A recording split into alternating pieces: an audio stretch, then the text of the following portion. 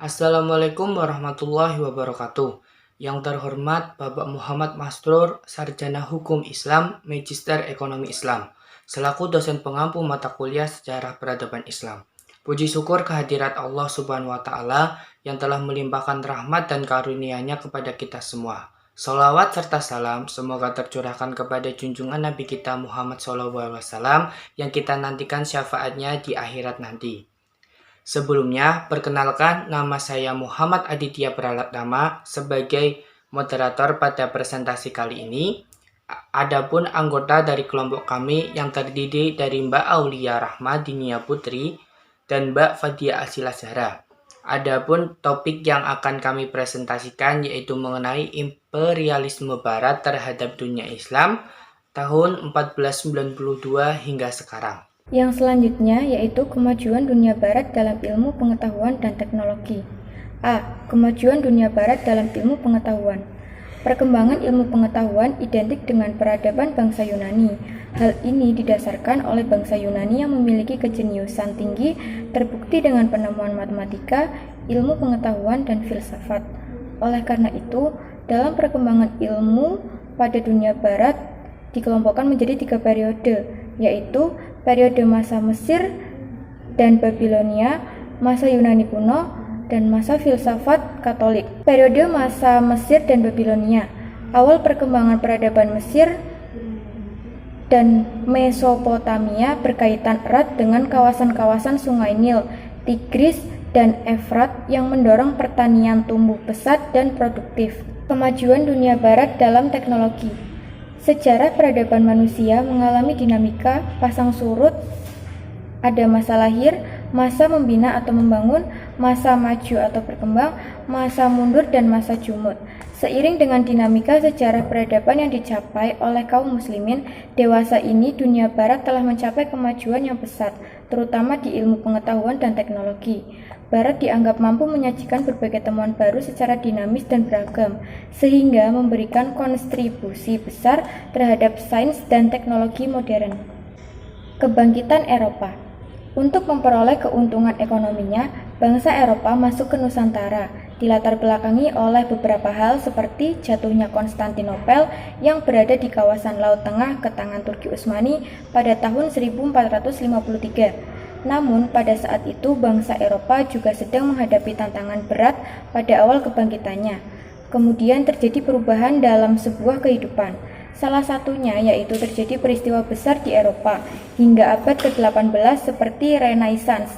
Renaissance menjadi peristiwa yang membuat bangsa Eropa mengalami kebangkitan.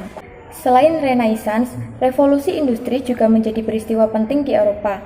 Dalam hal ini juga ekonomi bangsa Eropa berubah cepat, yaitu dari kegiatan ekonomi agraris ke ekonomi industri yang menggunakan mesin dalam mengolah bahan mentah menjadi bahan siap pakai.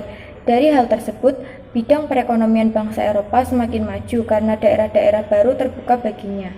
Karena adanya peristiwa revolusi industri pada perubahan yang besar mengenai metode komunikasi, Eropa siap melakukan ekspansi perdagangan. Maka dari itu, dapat dikatakan bahwa bangsa Eropa mengalami kebangkitan setelah melewati keterpurukan. Imperialisme Barat di dunia Islam.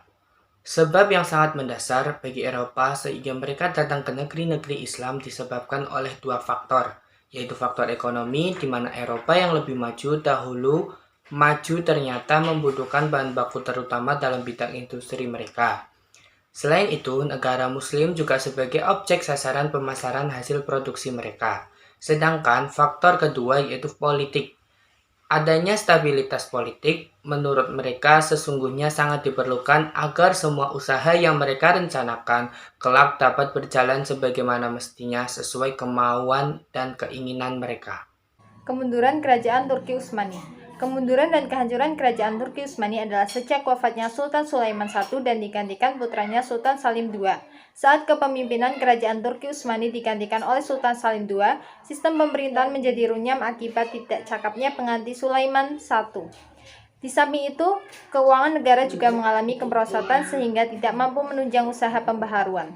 Pada tanggal 3 Maret 1924, Mustafa Kemal Pasha berhasil meruntuhkan kekhalifahan Turki Utsmani. Sebagai proses pembaratan, Mustafa Kemal Pasha menerapkan sekulerisme di negara Turki yang dilakukan secara ekstrim, terlihat dari pengambilan secara menyeluruh hukum-hukum dan kebudayaan Barat di Turki. Ekspansi Barat ke negeri-negeri Islam.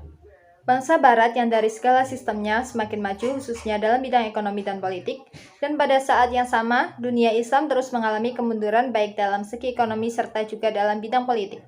Dan pada saat yang sama, dunia Islam terus mengalami kemunduran baik dalam segi ekonomi serta juga dalam bidang politik. Saat itu, Islam mulai goyah dan terpuruk puncaknya ketika Barat mulai dengan berani menyerang kerajaan Turki Utsmani. Dengan demikian, pola hidup dan pemikiran umat Islam mengarah pada bangsa Barat yang menjajahnya. Satu demi satu, negara-negara Islam jatuh ke dalam genggaman bangsa-bangsa Barat. Meski umat Islam berada dalam tekanan bangsa Barat, umat Islam tetap melakukan perlawanan dan tetap berusaha membebaskan tanah air dan agama mereka dari tekanan penjajah bangsa-bangsa Barat tersebut. Demikian presentasi dari kelompok kami. Semoga apa yang tersampaikan bermanfaat bagi kita semua. Saya selaku moderator mohon maaf atas segala kekurangannya. Sekian, terima kasih. Wassalamualaikum warahmatullahi wabarakatuh.